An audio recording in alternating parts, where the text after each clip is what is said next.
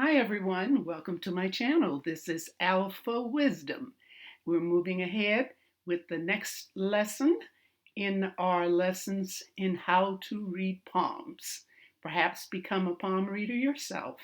Well, in this lesson, we're focusing on people in the news, and this one is Donald Trump, former president, Trump's hand, and some of the secrets that are hidden in the hand, and why he is the type of person that he is.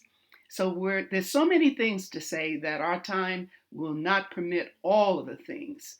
It's best when you're reading both hands. This is the right hand, his active hand, the hand that he writes with. And it shows what he has accomplished in life. The passive hand shows what you have to work with. What are you born with? It's like your DNA, your potential. Okay, so we will begin with this hand. We'll take an overview of the hand, and then we will move on to more details as permitted. Okay, now looking at the hand, it is a broad hand. It's, as we say, it's square with shorter fingers. His hand has been said to be small. Actually, his hands are not small. What makes it look small is his short fingers, sometimes referred to as stubby. I don't think they reach quite that point. But here we have the fingers and, of course, the thumb. You'll notice with the little finger, it seems to want to bend over or lean slightly, a little bend in it. And it is short.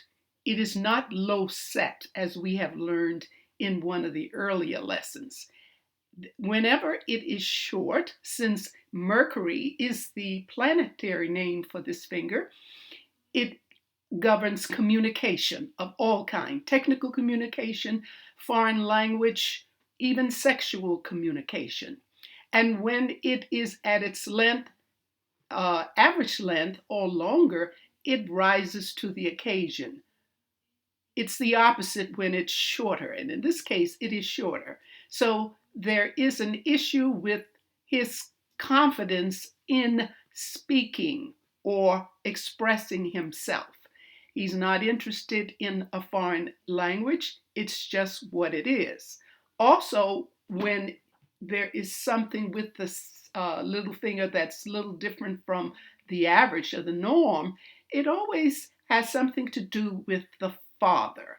And in this case, it is an early development with the father. Something is lacking here. And in this case, it is like mixed signals, which will affect the feelings and the ability to express. All right, going on to the ring finger, it is the same length as the index finger, so they are in good balance, meaning that if the public sees this individual as an outstanding, interesting, or wonderful person, of course, the index finger indicates that the person who has this finger feels the same way. You notice that there seems to be a little lean toward, there's like a little curve in that middle finger. It seems to be causing it to look like it's leaning toward the ring finger. And this finger deals with your attitude towards society. When it leans like that, it's like brushing that attitude a little to the side, not concerned with what is relevant or traditional, breaking away from that. And with the index finger, we can see that I have a star or a sign below it, and that area below is called a mount. In this case, it is raised. Now, that name, planetary name for that finger is Jupiter. Jupiter means abundance, success, good luck, and it also means ego. It also means money too. When it's raised, this means this individual has success or lucky periods throughout their life. They may not be big time, they may be little. It's like when you need something, you're always going to get it. And when it's raised, that is a sign that that abundance is amplified. And also, the ego, which is a part of this, is also amplified. When a star is there, a star is a good sign. That means good luck, sudden good luck. When it's there and it's on the mount, it's going to affect all of the things. So if you have an ego, it's going to really be big, and you're going to be lucky, and you will have not only luck, but it's also a sign of leadership there. It means that you stand out. You're not afraid to stand out. Now, if we can move quickly to the little finger, remember I said, here is an individual who is not as comfortable, I'd say, in speaking. It's always not confidence in what is being spoken. Unfortunately, on the downside of this, the person tends to exaggerate to make up for not feeling very comfortable. And through this exaggeration, sometimes there's a tendency to lie. All right, let's go quickly to the thumb. Now you notice I have placed there the thumb with the indication of the will and the logic. The space between the logic and the will line that shows the cutoff point is smaller than the will, the logic. Logic has to do with your ideas. What do you come up with? Action is the desire to get going with it. He has more action there than ideas. So he may not come up with ideas, but he's always acting. Always, when I say acting, I mean going for it, going for it. He's got the will to do it. Let's go on to the Venus. Venus is the area just below the thumb. That's called the thumb ball, but the planetary name is Venus. It is well developed. If you're looking at that hand, it looks puffy. You may have a hand like this. Hands like this with the puffiness or well developed are usually on athletes or people that are very active in sports.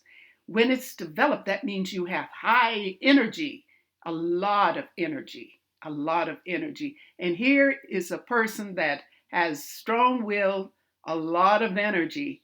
It's like, where does he get that energy from? He can really go with it. Okay, moving on across to the lunar.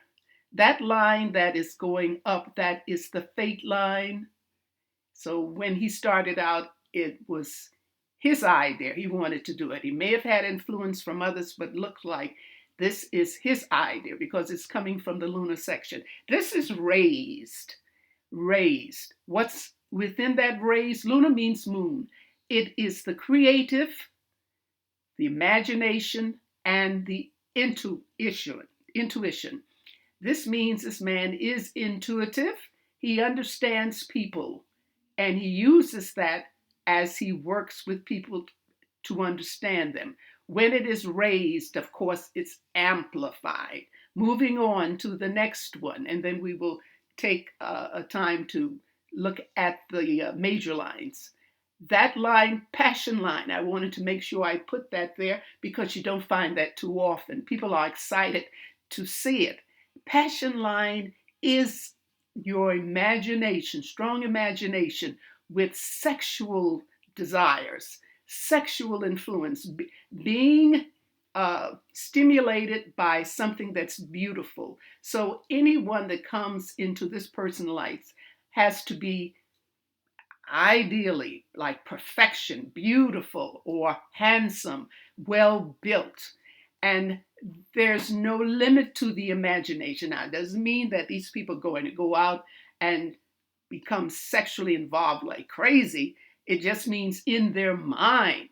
Now, because they have such a well-developed Venus and all of these other things that are going on in the hand, they might certainly do that. Okay, going quickly to the gaps. When there's a gap between the little finger and the ring finger, this person likes to work alone, goes it at their own pace, makes their own decisions, and also prefers it like that. It's very comfortable. Look at the gap between the index finger and the middle finger. This is an independent thinker, a leader, a one who wants to make their own decisions about whatever it is that's concerning them. Quickly, let's go on to the lifeline. The lifeline is joined to the headline. At the beginning, this is a troublesome childhood.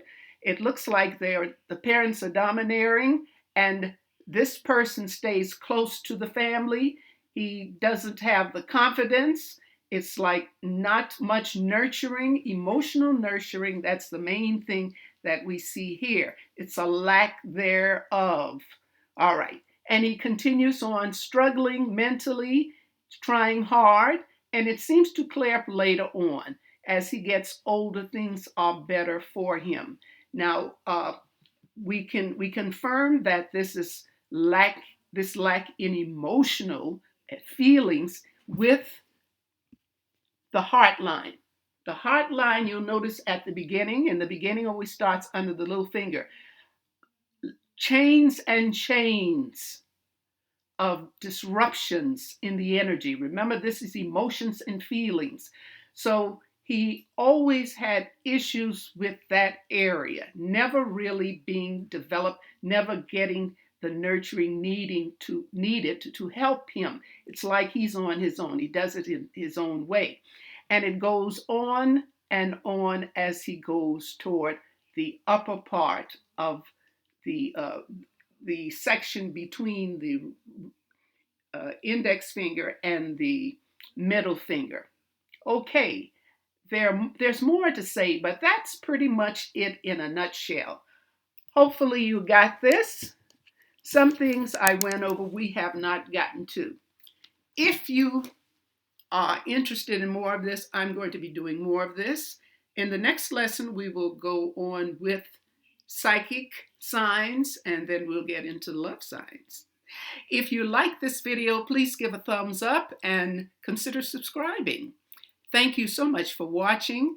Continue to stay safe, and until next time, have a good day.